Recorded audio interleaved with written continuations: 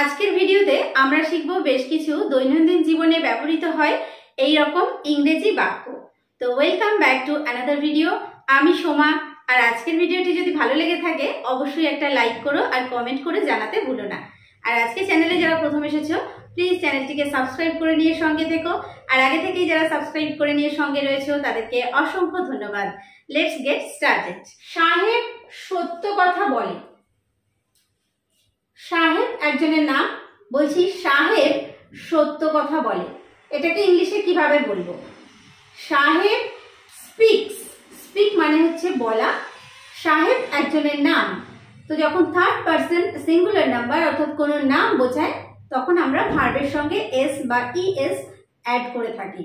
তাহলে বলছি সাহেব স্পিক্স, সাহেব বলে সত্য কথা, দ্য ট্রুথ।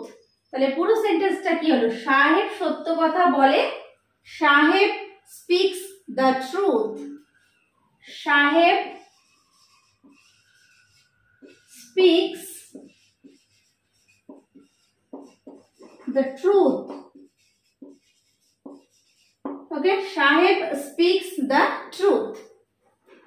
সূর্য পশ্চিম দিকে অস্ত যায়। সূর্য the sun, the sun কি পশ্চিম দিকে অস্ত যায়, তাহলে অস্ত যায় sets।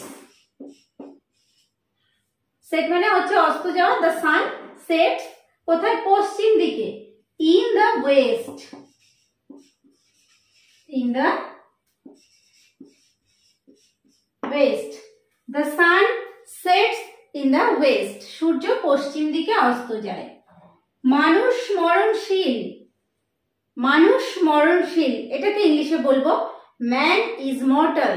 ম্যান ইজ মর্টাল, মানুষ মরণশীল।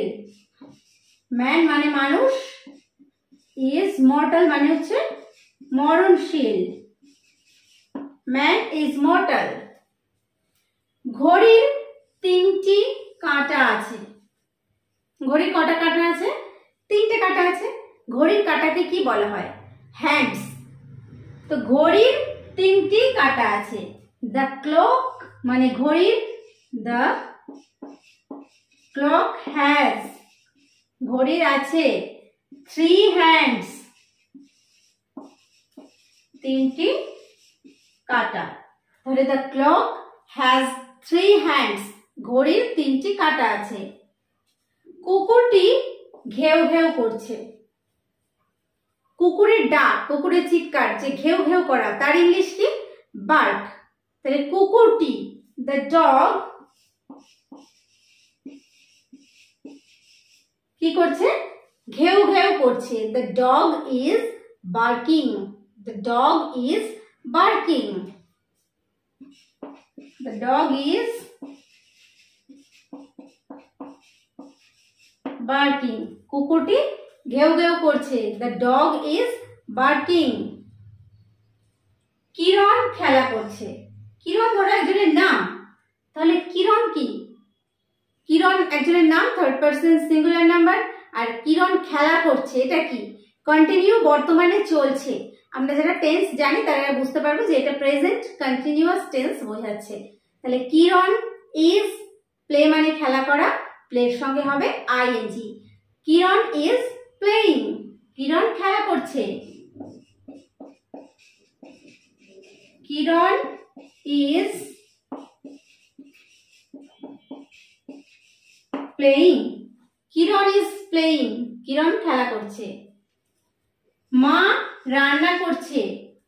মা রান্না করছে, মা হচ্ছে মাদার, রান্না করছে is cooking, mother is cooking, মা রান্না করছে। Mother is cooking, mother is cooking.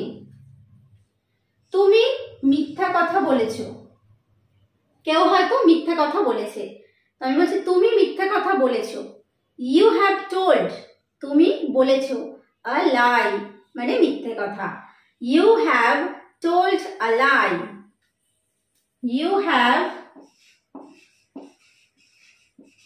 you have told a lie. বাবা টাকা পাঠিয়েছে।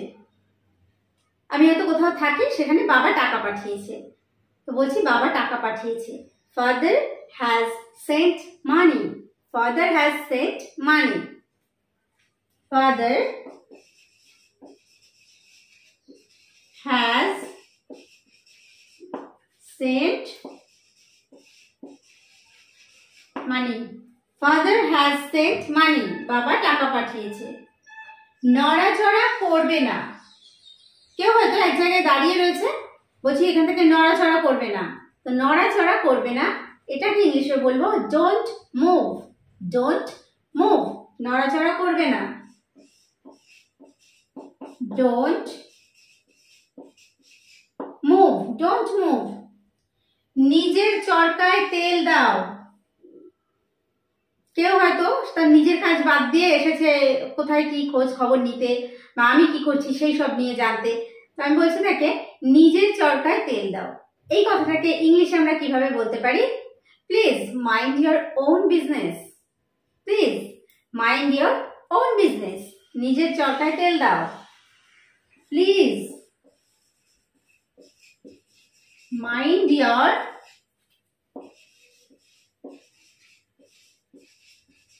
own business. Okay, mind your own business. একটা ট্যাক্সি ভাড়া করো। রাস্তায় চলছি, হয়তো হাঁটতে পারছি না, বলছি একটা ট্যাক্সি ভাড়া করো। তো ইংলিশে এটাকে কিভাবে বলবো? Hire a taxi. Hire a taxi, একটা ট্যাক্সি ভাড়া করো। Hire a taxi. Hire a taxi, একটা ট্যাক্সি ভাড়া করো। বদ অভ্যাস ত্যাগ করো। কাউকে আমি বলছি তার হয়তো অনেক খারাপ অভ্যাস রয়েছে, বলছি বদ অভ্যাস ত্যাগ করো। তো এটাকে ইংলিশে কিভাবে বলবো? Give up. গিভ আপ মানে হচ্ছে ত্যাগ করা। ব্যাড হ্যাবিটস মানে খারাপ অভ্যাস।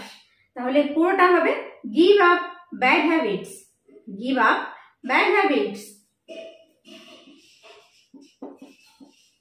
Give up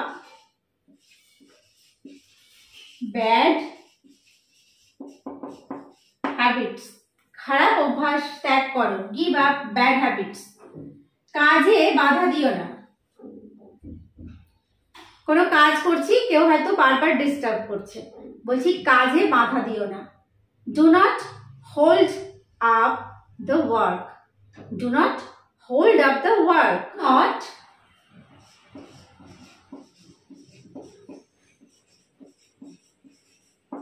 hold up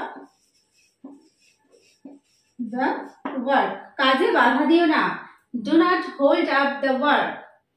পর্দা উঠিয়ে দাও। হয়তো আমার ঘরে পর্দা ফেলা রয়েছে জানালায়, বলছি পর্দাটা উঠিয়ে দাও। উঠিয়ে দেওয়া ইংলিশ হচ্ছে এখানে draw. Draw the curtain. Draw the curtain, পর্দা উঠিয়ে দাও। Draw the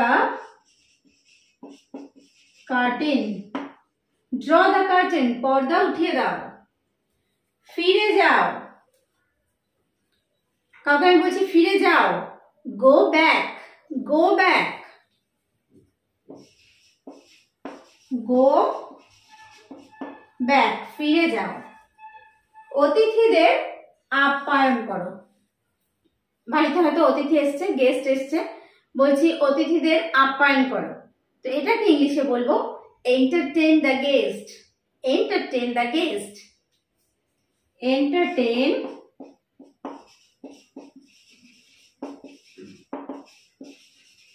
the guest. Entertain the guest. অতিথিদের আপ্যায়ন করো। যত্ন নেবেন। আমি বলি না যে নিজের খেয়াল রাখবেন, যত্ন নেবেন, তো এটাকে ইংলিশে বলতে পারি take care. Take care. Take care, যত্ন নেবেন। তাড়াতাড়ি আসো। কাউকে বলছি আমি তাড়াতাড়ি আসো। কাম সুন। কাম সুন, তাড়াতাড়ি আসো। কাম সুন, তাড়াতাড়ি আসো। চুপ থাকো, এত কথা বলছো কেন, চুপ থাকো। তো কাউকে যখন আমরা বলছি চুপ থাকো, তখন এটাকে ইংলিশে বলবো keep quiet. Keep quiet, keep quiet বা বি কোয়াইট। আমি উদ্বিগ্ন, কোনো কিছু নিয়ে আমি দুশ্চিন্তা করছি, উদ্বিগ্ন হয়ে গেছি, তো বলছি আমি উদ্বিগ্ন। I am anxious, I am anxious, I am anxious, আমি উদ্বিগ্ন। তুমি গর্বিত, কোনো কারণে তোমার খুব গর্ব হচ্ছে, বলছি তুমি গর্বিত। You are proud, you are proud, তুমি গর্বিত। ইউ আর প্রাউড, তুমি গর্বিত, ইউ আর প্রাউড।